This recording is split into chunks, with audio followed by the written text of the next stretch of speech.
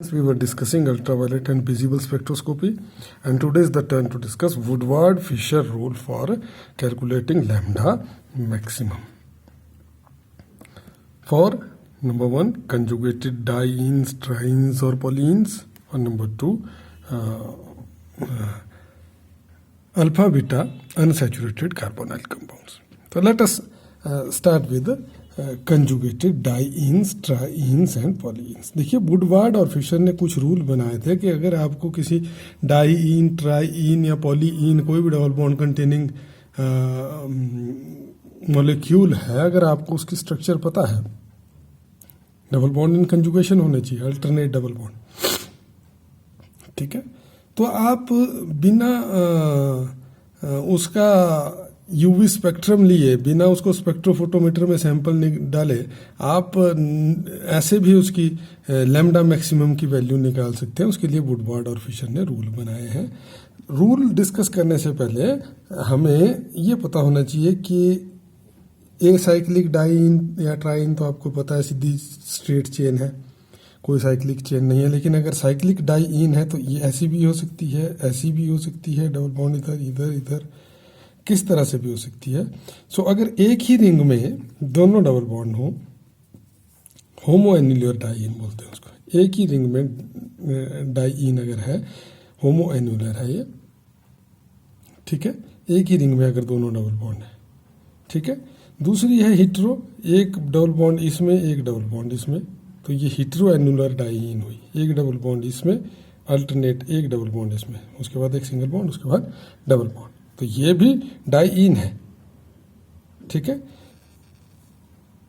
फिर ये भी पता होना चाहिए कि डबल बॉन्ड क्या, एंडोसाइक्लिक और एक्सोसाइक्लिक क्या होता है. एंडोसाइक्लिक रिंग के अंदर डबल बॉन्ड है, एंडोसाइक्लिक रिंग से बाहर है तो एक्सोसाइक्लिक. जैसे इस रिंग में दो डबल बॉन्ड है, एक अंदर एक बाहर, तो ये वाला एंडो हुआ और ये वाला कौन सा हुआ, एक्सो. सिमिलरली ये दो जो हैं ये डाईन हुई, यहाँ से शुरू हुई अल्टरनेट सिंगल बॉन्ड फिर डबल बॉन्ड. तो अगर इस में देखना हो, इस डाइन में, तो ये वाला डबल बॉन्ड इस रिंग के अंदर है तो ये एंडो है. ये वाला डबल बॉन्ड बेशक इस रिंग के अंदर है लेकिन इस रिंग से तो बाहर है ना, ऐसे जुड़ा हुआ बाहर को, तो ये एक्सो काउंट होगा. क्या होगा ये इस डाइन के लिए, एक्सोसाइक्लिक. आई बात समझ में. अब है पेरेंट वैल्यू रूल्स. पहले पेरेंट वैल्यू है डाइन के लिए, ठीक है. A cyclic, Sidhi a cyclic है, कोई साइक्लिक नहीं है, 217 होगी उसकी वैल्यू. अगर कुछ भी उसमें नहीं लगा है तो 1,3-ब्यूटाडाइन 217.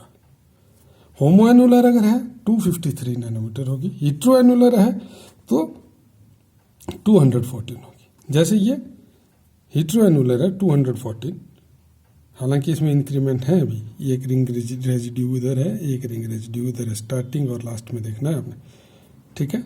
तो 10 बढ़ जाएगी, 224 होगी. इंक्रीमेंट बाद में डिस्कस करते हैं. हम अभी ये है कि अगर हिट्रो एनुलर है तो बेसिक वैल्यू पेरेंट वैल्यू कितनी है, 214. अगर होमो एनुलर है तो 253. अगर ए साइक्लिक है तो 217, ठीक है. अब इंक्रीमेंट्स भी लगती हैं भाई. इंक्रीमेंट्स क्या है, फॉर ईच एल्काइल ग्रुप और रिंग रेजिड्यू. एल्काइल ग्रुप लगा हुआ है साथ में डबल बॉन्ड से वाली डाईन या पॉलीइन के साथ, जहाँ वो ख़त्म हो रहे हैं डबल बॉन्ड, वहाँ अगर एल्काइल ग्रुप लगा हुआ है तो 5 nanometre for each alkyl group बढ़ जाएगी, इंक्रीमेंट लग जाएगी.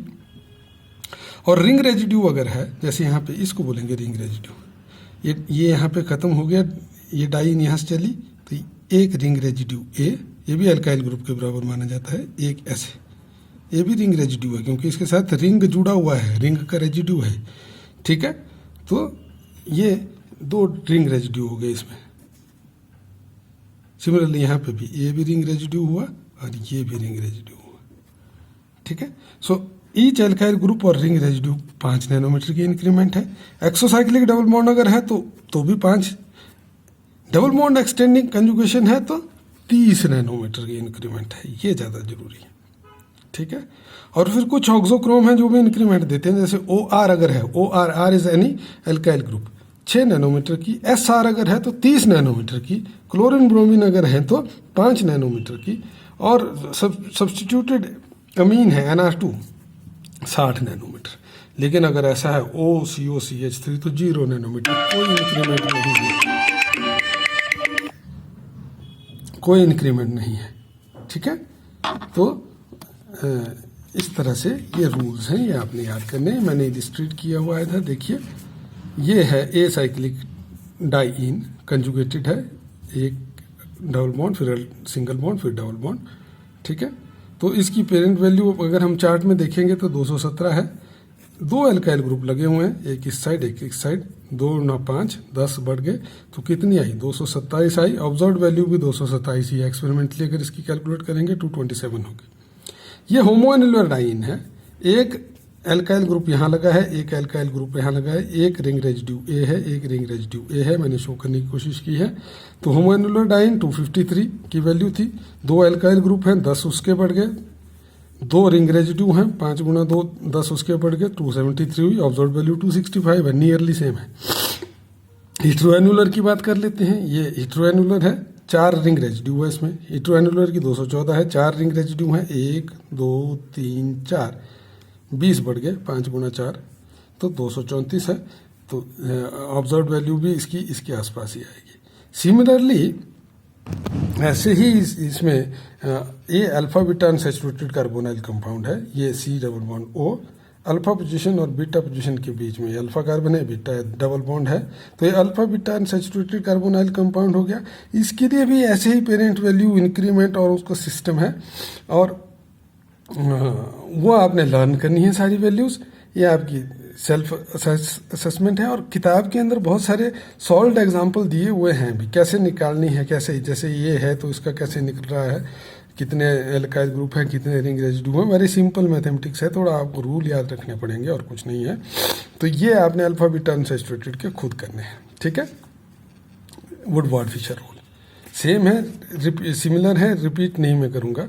फिर अब लैम्डा मैक्सिमम वैल्यू जो है उसके ऊपर इफेक्ट ऑफ कंजुगेशन क्या होता है, साफ दिखता है कि अगर एक ही डबल बॉन्ड है तो पाई टू पाई स्टार ट्रांजिशन तो होगी, लेकिन होगी बहुत ज़्यादा एनर्जी पे, बहुत कम वेवलेंथ पे, 170 नैनोमीटर। अगर 2 आ गए, डाइईन ब्यूटाडाइईन होगी 217 पे, देखिए कितनी इंक्रीमेंट हो गई। और ट्राइईन आ गई 258 पे चली जाती है बात। आई बात समझ में।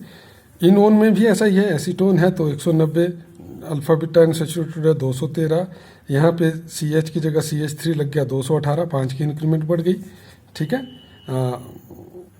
ये यहाँ पे 2 एल्काइल ग्रुप है तो ये भी बढ़ गई, 237 हो गई।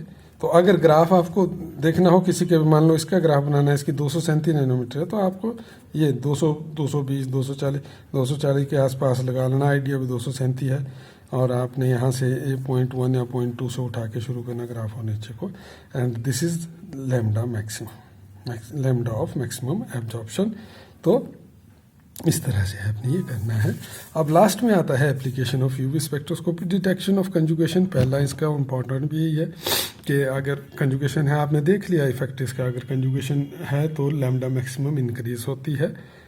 कि एक्सटेंट ऑफ कंजुगेशन अगर कितनी, वो भी पता लग जाता है। जैसे मान लो अगर ये साइक्लिक है, वो डाइईन ट्राइईन वो अल्ट्रावायलेट रीजन में हम करते हैं, लेकिन 8 डबल बॉन्ड अगर कंजुगेशन में आ जाए तो वो विजिबल रीजन 400 नैनोमीटर से ऊपर चली जाती है, तो एक्सटेंट ऑफ कंजुगेशन पे पता चल जाता है। डिटर्मिनेशन ऑफ कॉन्फ़िगरेशन, सिस है कि ट्रांस है भी पता लग जाता है। जैसे ये स्टील बिन है, ये ट्रांस है, इसमें स्टीरिक हिंड्रेंस कम है, सो पाई बॉन्ड जो है वो सेम प्लेन है, pi to pi star transition easily हो जाती है, तो कम एनर्जी लगती है। लैम्डा मैक्सिमम ज़्यादा होगी 294, epsilon maximum molar objective constant भी ज़्यादा होगा 24,000 है। सिस में स्टीरिक हिंड्रेंस हो गई 278, 294 से 278 कम हुई, एनर्जी ज़्यादा लगी, और एप्सिलॉन मैक्सिमम भी इसका कम हो गया। सो इस तरह से डिटेक्शन कॉन्फ़िगरेशन सिस है कि ट्रांस से भी पता लग जाता है। Detection of functional group, yes 200 nanometre से नीचे अगर एब्जॉर्ब कर रही है आपका मॉलिक्यूल, 200 नैनोमीटर से ऊपर नहीं कर रहा है, तो ना उसमें डबल बॉन्ड्स हैं, ना उसमें कार्बोनाइल ग्रुप है, ना कंजुगेशन है, कुछ भी नहीं, आप बता सकते हैं। और उसके ऊपर अगर ये एब्जॉर्ब कर रहा है तो डबल बॉन्ड्स भी होंगे, कंजुगेशन में भी होंगे, हो सकता है अल्फा बीटा अनसैचुरेटेड कंपाउंड भी, यही ये बताता है। स्ट्रेंथ ऑफ हाइड्रोजन बॉन्डिंग भी बताता है।